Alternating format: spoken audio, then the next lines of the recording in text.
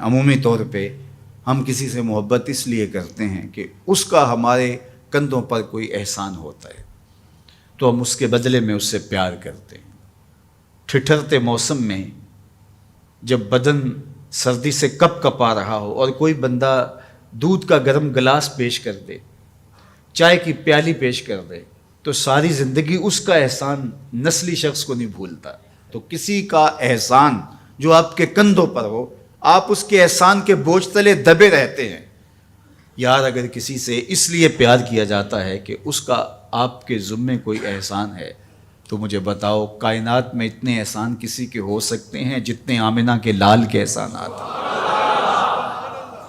ہم حضور کے احسانات کے بوجھ تلے دبے ہوئے ہیں۔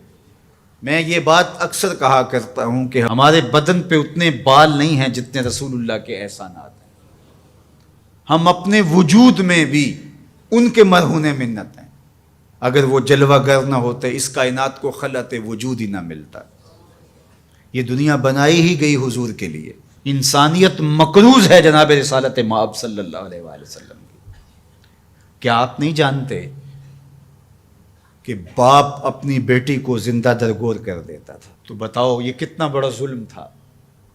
اور میرے اور آپ کے آقا و مولا نے اس زمانے میں جب بیٹیوں کو زندہ درگور کر کے باپ فخر کر رہا تھا، فرمایا لوگوں سن لو، میری فاطمہ میرے جگر کا ٹکڑا ہے۔ کسی سے اس لیے پیار کیا جاتا ہے کہ وہ صاحب کمال ہے۔ مشاہیر سے لوگ اسی لیے پیار کرتے ہیں، بڑے بڑے سائنسدانوں سے، بڑے بڑے ہیروز سے، قائدین سے، اہل علم سے لوگ اس لیے پیار کرتے ہیں کہ وہ صاحب کمال ہیں۔ تو کوئی لاؤ نا ایسا صاحب کمال جس نے انگلی کا اشارہ کیا ہو چاند ٹکڑے ہو کے قدموں میں آیا۔ کوئی لاؤ نا ایسا صاحب کمال جس کے ہاتھ اٹھے ہوں سورج پلٹ کے عصر کے وقت پہ آیا ہو۔ کوئی لاؤ نا ایسا صاحب کمال جس نے اشارہ کیا ہو درخت قدموں میں آ کے سجدہ ریز ہو گئے ہوں۔ کوئی لاؤ نا ایسا صاحب کمال جس نے اشارہ کیا ہو کھجوریں پکی ہوئی قدموں میں آ کے گری ہوں۔ او سڑیاں کھجوراں اگا جان دائے، او پتھراں نو کلمے پڑھا جان دائے، قطرے کو سمندر ذرے کو ستارہ کرتے ہیں، کونین کو خم آ جاتا ہے جب زلف سنوارا کرتے ہیں۔ کوئی لاؤ تو صحیح زمانے میں ایسا۔ اچھا کسی سے پیار اس لیے بھی کیا جاتا ہے کہ مستقبل میں اس کی کوئی ضرورت پیش آنی ہوتی ہے تو بندہ تعلق رکھتا ہے۔ تو اگر یہ غرض ہے محبت کی تو بتاؤ نزع سے اوکھا ویلا ہو سکتا ہے؟ بتاؤ حشر سے کوئی اوکھا ویلا ہو سکتا ہے؟ اس اوکھے ویلے نہ باپ کام آئے گا، نہ ماں کام آئے گی، نہ بہن کام آئے گی، نہ بھائی کام آئے گا، نہ بیوی، نہ دوست، نہ اولاد، نہ مال، کچھ بھی کام نہیں آئے گا۔ اگر وہاں کام آئے گا تو آمنہ کا لال ہی کام آئے گا۔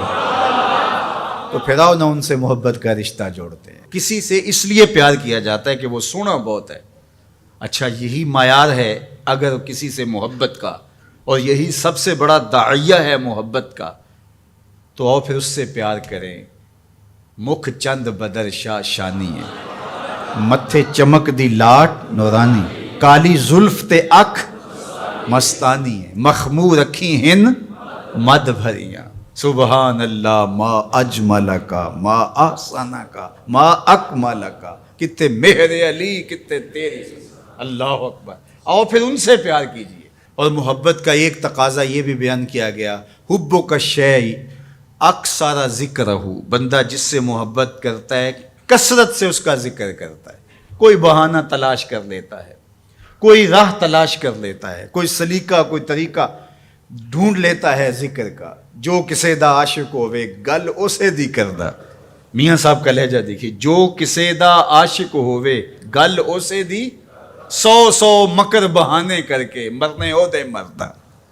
تو جس سے محبت ہوتی ہے تو بندہ پھر اسی کی بات چھیڑتا ہے، اسی کا تذکرہ چھیڑتا ہے۔ کثرت ذکر قرار جاں کا سبب اور ذریعہ ہے، اور تسکین کا سبب اور ذریعہ ہے۔ محبت کا ایک تقاضا محبوب کی اطاعت اور فرما برداری ہے۔ جس سے بندہ پیار کرتا ہے اس کی بات بھی مانتا ہے، اس کے انداز کو اختیار کرتا ہے، اس کے طرز زندگی کو اپنے زندگی میں اتارنے کی کوشش کرتا ہے۔ وہ کیسی محبت ہے کہ محبت ہو اور محبوب کی مخالفت ہو رہی ہو۔ میں اور آپ غور کریں ہمارا کیا کیا حضور کو پسند نہیں۔ سر کی چوٹی سے لے کے پاؤں تک اپنے آپ پر غور کریں، اپنی شادی بیاہ سے لے کے عقیقے ولیمے تک اپنے انداز زندگی پہ غور کریں، اپنے بچپن سے لے کے بڑھاپے تک اپنی زندگی پہ غور کریں، اپنے کاروبار سے لے کر کے طرز معاشرت پر غور کریں، حضور کے نام کے نعرے لگاؤ، حضور پہ درود پڑھو، حضور کے حسن کا ذکر کرو، حضور کی نعتیں پڑھو، محافل سجاؤ، حضور کے لیے قربانیاں پیش کرو، لیکن کیا ہم اپنے جذبات کی قربانی نہیں دے سکتے؟ اپنی زندگی کو ان کی محبت کے سانچے میں نہیں ڈال سکتے؟ اگر ہم نہیں ڈال سکتے ہیں تو پھر ہماری محبت ابھی خام ہے، ابھی کچی ہے۔ یہ ربیع الاول کا موسم یہ ہمیں موقع فراہم کرتا ہے۔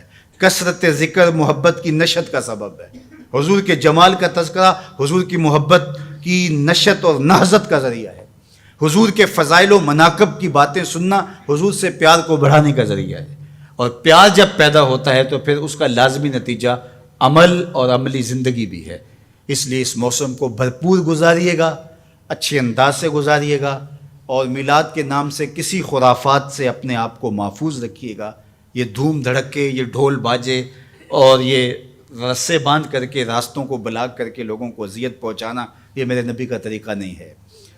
خوبصورت انداز سے گھروں میں درودوں کی محافل سجائیے گا، اپنے بچوں کو بٹھا کے سونے محمد پہ درود پڑھیے گا، مساجد میں حضور کے ذکر کی محافل کیجیے گا، صدقہ و خیرات کیجیے گا، اپنی ہمسائیگی پر، اپنی رشتہ داری پر غور کیجیے گا، اور جہاں ضرورت ہو وہاں آپ ان کی مدد کے لیے پہنچیں۔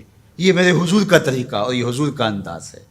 پیر کے دن کا ان ایام کے اندر آپ سے ممکن ہو تو روزہ رکھیے گا، یہ حضور کی خوشنودی کا سبب ہے۔